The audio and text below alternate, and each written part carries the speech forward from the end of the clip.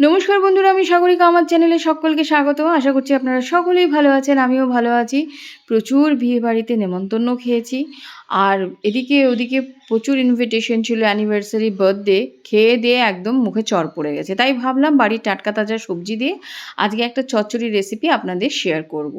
সকালবেলা যখন জানালাটা খুললাম, কি সুন্দর যে ওয়েদার, পুকুর পাড়টা দেখতে কি ভালো লাগছে, একদম কুয়াশাচ্ছন্ন চারিদিকে। শুনেছি যে খুব গরম পড়ে গেছে, বিশেষ করে কলকাতা আরও আউটসাইডে, বাট আমাদের এখানে দেখুন কি সুন্দর ওয়েদার।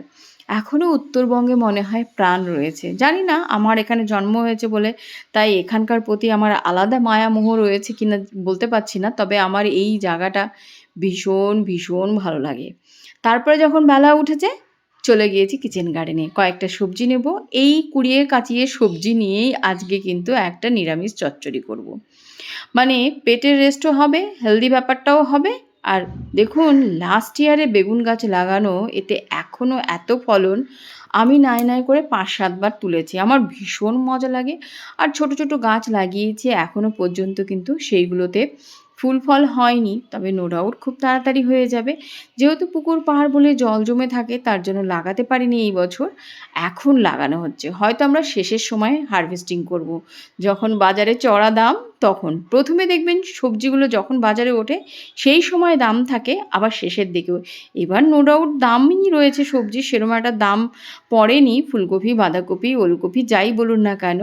তো বেগুনগুলো না, কিছু কিছু বেগুন ফেটে যাচ্ছে, কারণটা কি জানি না, অত্যাধিক ঠান্ডা পড়ার জন্য হয়তো রাতে। আর এই যে দেখুন, নিজের থেকেই ছোট ছোট লাল শাকগুলো হয়েছে, লাল শাক কিন্তু ২-৪ বার তুলে খাওয়া হয়ে গেছে।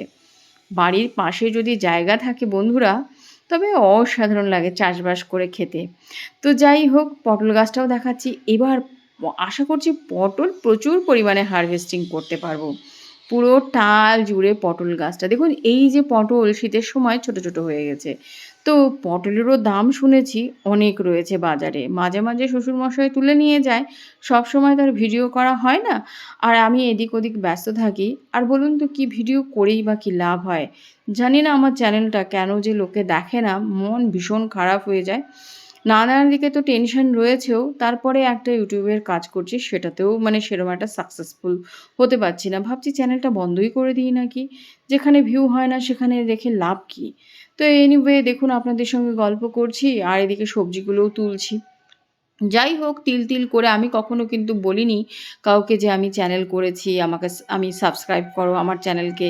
যারা করেছে তারা নিজের থেকেই করেছে। তো ওই জন্য আমি টিকিয়ে রেখেছি চ্যানেলটাকে, দেখা যাক কী হয়। কখনো হয়তো বা সময় ফিরবে, সময় আসবে, আপনাদের সঙ্গে প্রচুর গল্প করব। প্রত্যেকের লাইফে না একটা স্টোরি থাকে, আর সেই স্টোরির থেকেই আমরা অনেক কিছু শিক্ষা পাই। আপস অ্যান্ড ডাউন মানেই হচ্ছে জীবন। কখনো আপনার মানে মানে ওপরে ওঠা, কখনো মুখ থুবড়ে নিচে পড়া, তারপরেও দাঁড়িয়ে থাকা। তো আমি লাইফে অনেক কিছু দেখেছি, সেই জিনিসগুলোই ছোট ছোট করে শেয়ার করব বন্ধুরা। এই যে আমি রেসিপি করতে এসে আপনাদের সঙ্গে বলি, ঠিক রেসিপি জানি না আমি কতটা ফোকাস করতে পারি রেসিপির দিকে, তবে সাদামাটা যেহেতু ঘরোয়া রান্না, তার জন্য ভাবলাম আপনাদের শেয়ার করা যেতে পারে। দেখুন, বেগুন গাছ থেকে কতগুলো বেগুন পেয়েছি গাইজ, একটা ওলকপি নিয়েছি, আর ২টো পালং শাকের শীষ। পালং শাক খাওয়া বেশি একটা হয় না, প্রচুর লাগানো হতো পালং শাক, প্রচুর হয়েছে। এবছর পালং শাকের ফলন কম হয়েছে, কারণ লাগানোই হয়নি। ওই নিজের থেকেই ২-৪টে যে যা বীজ পড়েছে নিজের থেকে হয়েছে, আমাদের হয়ে যাবে ছোটোখাটো পরিবারের জন্য। আর আমার না এরকম মানে বাড়ি ভর্তি ফুল ফলের গাছ থাকবে, আমার ভীষণ ভালো লাগে। মানে কি বলবো? আসলে বলুন তো, কি চাষবাসের মধ্যেই মানুষ হয়েছি। যেমন চা বাগান ছিল, নিজে হাতে মেনটেন্যান্স করতাম, দেখতাম, শুনতাম। আর যেহেতু চা বাগানের লাইফ একটা আলাদাই ছিল, সেটা নিয়েও কখনো আপনাদেরকে ভিডিও করব। বাট অনেক টেনশনের মধ্যে রয়েছি। মানে কি বলবো, কোথা দিয়ে শুরু করব, কোথা দিয়ে শেষ করব, এইটুকুনি টাইমের মধ্যে বলে বোঝানো যায় না। যে আমি রেসিপি করছি, তারপরে আপনাদেরকে শোনাবো। কিন্তু বলুন তো, কি জীবন একটা অন্যরকম জিনিস। আপনি যেভাবে পরিচালনা করবেন সেদিকেই মানে এগোবে। তো কিছু কিছু জিনিস আসবে, ফাইট তো নো ডাউট করতেই হয়, অত সহজে তো সব কিছু হাতের মুঠোয় পাবেন না আপনি। তো পেছনে প্রচুর পরিশ্রম লাগে, সেটা 100%। দেখুন আমি বলছি, কথা বলছি আর সবজিগুলো কাটছি। ওলকপিটা জাস্ট এইভাবে পাতলা পাতলা 3 কোনা করে কেটে নেবেন। পালং শাক যেরকম নর্মালভাবে কাটে সেভাবে কেটে নেবেন। আর এটা কিন্তু কাঁটালি বেগুন ছিল, প্রচুর কাঁটা রয়েছে, দেখে শুনে কাটতে হবে। আর বেগুনটা দেখুন কি কচি, কি যে খেতে ভালো লাগে। আমার বেগুন ভাজা, ডাল, আলু সেদ্ধ এরম ধরনের খাবার কিন্তু ভীষণ ভালো লাগে। কারণ ছোটোবেলার থেকে স্কুলে যাওয়ার সময় এইভাবেই করে দিত। আর ঠাকুমা আমাদের সবজি খাওয়ানোর জন্য কিন্তু এই রকম ধরনের প্রচেষ্টা চালিয়ে যেত, যেটা তখন ভালো না লাগলে পরেও এখন কিন্তু অমৃতর মতন লাগে। তখন আমাদের সময় পাস্তা, পিৎজা এইসব ছিল না। মানে তখন আমি যখন আর্ট শিখতাম তখন একটা করে সানডেতে আমাকে ফ্রুটি দেওয়া হতো, একটা ব্রিটানিয়া কেক। সেটাই আমাদের কাছে সাফিসিয়েন্ট। তখন ওইসব খাবারও ছিল না এত কিছু, হরেক রকম রেস্টুরেন্টও ছিল না। ছিল ওই এগরোল, মোগলাই এইসবই পাওয়া যেত, কিন্তু এত ভ্যারাইটিস ছিল না। তো সাদামাটা ঘরোয়া খাবার, চাউমিন এইসবই ছিল। তো সবজিগুলো কেটে ভালো করে ধুয়ে পরিষ্কার করে নিয়েছি। গ্যাসের চুলোটা জ্বালিয়ে দিয়ে আমি কড়াই বসিয়ে দিয়েছি, ফোড়ন দিয়েছি সাদা জিরে, 3টে শুকনো লঙ্কা, 2টো তেজপাতা। ব্যাস ফোড়নটা হয়ে গেছে ভালো করে। এবার সমস্ত সবজি, দেখুন এতই শর্টকাট রান্না যে কেটে রেখে দিয়েছিলাম, ইন্ডিভিজুয়ালি আপনাকে আলাদা আলাদা করে কোনো কিছু ভাজতে হবে না, সব একবারে দিয়ে দেবেন একেবারে কড়াইয়ের মধ্যে। ফোড়নটা মানে ভালো করে হতে হবে, এটা কিন্তু ফোড়নের উপর বেস করেই রান্নাটা হয়। অনেকে আছে 5 ফোড়ন দেয়, আমি এখানে 3-4টা সবজি ব্যবহার করেছি, আপনারা চাইলে পরে হিউজ সবজি ব্যবহার করতে পারেন, অসাধারণ লাগে। 5 ফোড়ন দেবেন, শেষের দিকে নামানোর সময় আমি ভাজা জিরের গুঁড়ো ব্যবহার করেছি, আপনারা একটু কাঁচা মানে আদা গ্রেট করে জাস্ট দিয়ে দেবেন, অন্য একটা ফ্লেভার বেরোবে গাইস। সেই রেসিপিটাও আপনাদের শেয়ার করব। এবারে দিয়ে দিচ্ছি আমি প্রয়োজন মতন হলুদ গুঁড়ো এবং স্বাদ অনুসারে লবণ। জাস্ট 5 মিনিটের মতন ঢাকা চাপা দিয়েছি। দেখুন সবজিগুলো একদম মজে গেছে। আর পালং শাক থেকে না একটু জল বেরোয়, তো একটু জলা জলা ভাব রয়েছে। এবার মানে যে যেরকম ঝাল খেতে পছন্দ করেন, আমি যেরকম ঝাল ঝাল পছন্দ করি, আমি কিন্তু বেশ কয়েকটা চেরা লঙ্কা দিয়ে দিয়েছি।